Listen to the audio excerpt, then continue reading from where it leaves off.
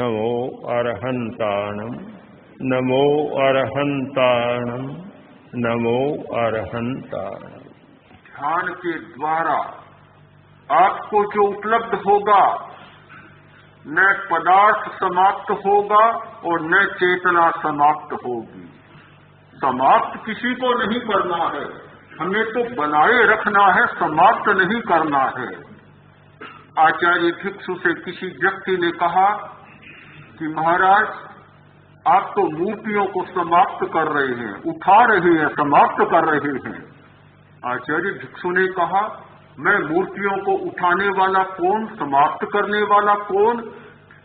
कौन समाप्त करने वाला?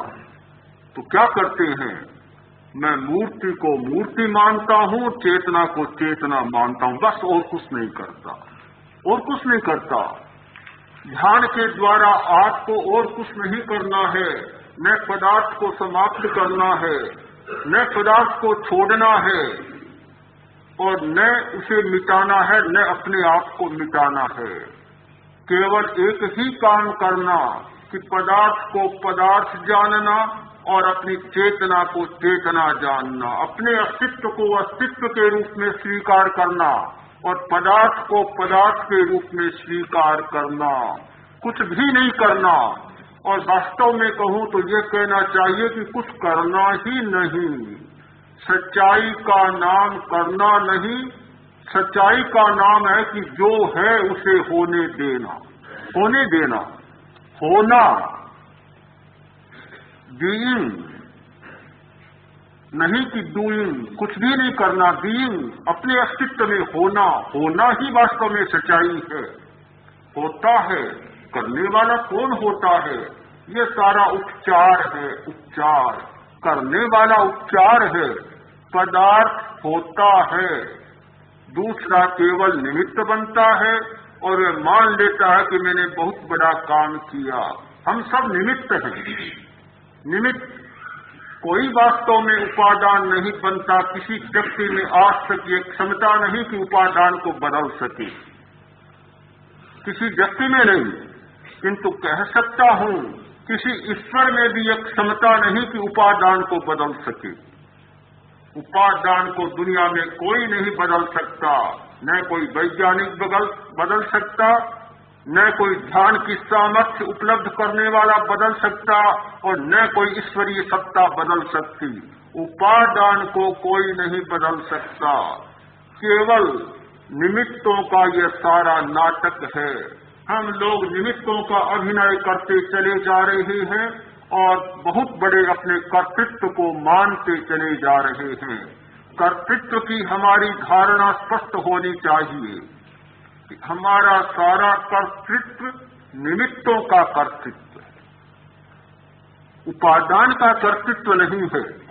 यदि कोई एक व्यक्ति चेतन को अचेतन बना दे तो मानता हूं कि बहुत बड़ा कर्तृत्व होगा। अचेतन को चेतन बना दे तो मानता हूं बहुत बड़ा कर्तृत्व होगा। यदि चेतन को अचेतन बना दे तो मतलब हुआ कि उपादान का परिवर्तन। अचेतन को चेतन बना दे तो उपादान का परिवर्तन। पर ऐसा हुआ नहीं, होगा नहीं, नहीं होगा। जो जिन्स में परिवर्तन किए जाते हैं, जो नए तत्व बनाए जाते हैं, वे मात्र पर्यायों के परिवर्तन हैं या व्यवस्थाओं का परिवर्तन है, उपादान का परिवर्तन नहीं है। शंकर बाजरा, कलमी आम, दो नस्ल के संयोग से एक तीसरी जाति का उत्पादन। पहले तो खच्चर ही होता था और आज के संयोगों ने न जाने कितने खच्चर पैदा कर दिए। बहुत मिश्रण हो गया, वनस्पतियों में मिश्रण, पशुओं में मिश्रण, इतनी नस्लों में परिवर्तन किया गया।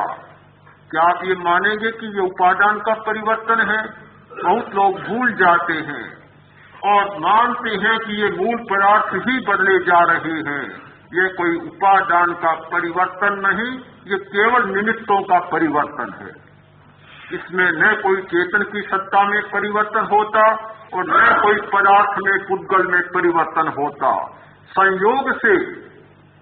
संयोग के परिवर्तन से केवल उपजातियों में परिवर्तन हो जाता है, कायिक उपकरणों में परिवर्तन हो जाता है और कुछ स्वाद में परिवर्तन हो जाता है, सुगंध में परिवर्तन हो जाता है।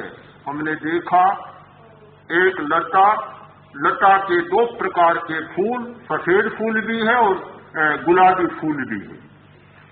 मिश्रण कर दिया गया 2 लताओं का, 2 प्रकार के फूल एक लता में आने लग गए।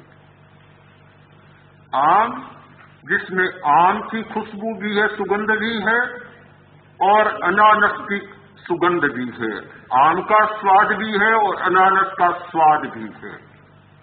हो सकता है, ये कोई बहुत बड़ी बात नहीं, ये कोई उपादानों का परिवर्तन नहीं, ये केवल निमित्तों का परिवर्तन है। हमारे शरीर के जितने परमाणु, हमारी इंद्रियों के परमाणु, हमारे मस्तिष्क के परमाणु और जो हमारी मस्तिष्क की क्रिया, मन और बुद्धि के परमाणु है, उन परमाणुओं के मूल में थोड़ा सा परिवर्तन किया जाए तो रूप बदल सकता है, रंग बदल सकता है, आकार बदल सकता है, गंध बदल सकती है और स्वाद बदल सकता है, किंतु इसे उपादान का परिवर्तन नहीं कहा जा सकता। डॉक्टर इरविन श्रोडिंगर ने एक बात की चर्चा कि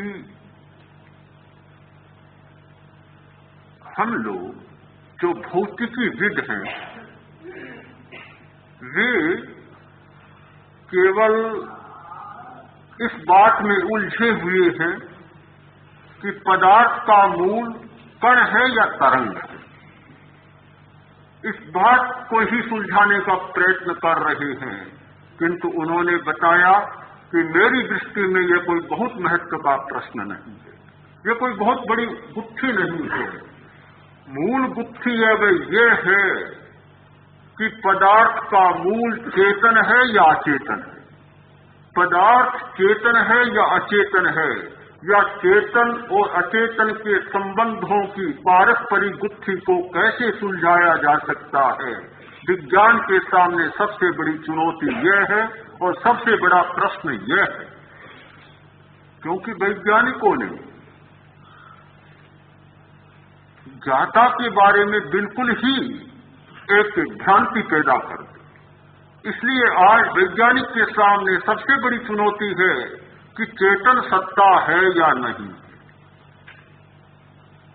पदार्थ के बारे में काफी उलझनों के बाद और काफी चर्चाओं के बाद कुछ दृष्टियां साफ हुई हैं और होती जा रही हैं, किंतु चेतन के बारे में अभी भी दृष्टि साफ नहीं हुई है और मुझे लगता है कि हो भी नहीं सकती। चेतन को जानने का जो उपाय है वह है स्वयं का अनुभव और अपने संवेदन का निर्मलीकरण और शुद्धिकरण। जब तक हम अपने संवेदन को शुद्ध नहीं करेंगे और राग द्वेष का जीवन जिएंगे, मूर्छा का जीवन जिएंगे, तब तक आत्मा के बारे में हमारी धारणा स्पष्ट नहीं हो सकती, हम ज्ञाता के बारे में नहीं जान सकते। आज तो धार्मिक लोगों की भी यह कठिनाई है कि वे आत्मा के प्रश्न को सिर्फ शास्त्रों के द्वारा हल करना चाहते, आत्मा के प्रश्न को तर्क के द्वारा समाधान देना चाहते, आत्मा को वाचिक प्रयत्नों के द्वारा, वाङ्मय के द्वारा जानना चाहते। मुझे बड़ी विचित्र बात लगती। एक और तो हम कहते हैं तर्कातीत पदातीत शब्दातीत सत्य है चेतन सत्ता। कितना विरोधाभास होगा कि जिसे पदातीत मानते हैं, किसी पद के द्वारा वह नहीं जाना जा सकता। जिसे शब्दातीत मानते हैं, किसी शब्द के द्वारा वह नहीं जाना जा सकता। और वाणी का जो विषय नहीं बनता, उस चेतन सत्ता को, आत्मा को पदों के द्वारा, शब्दों के द्वारा और तर्कों के द्वारा हम जानने का प्रयत्न करते हैं और मान लेते हैं कि है या नहीं है।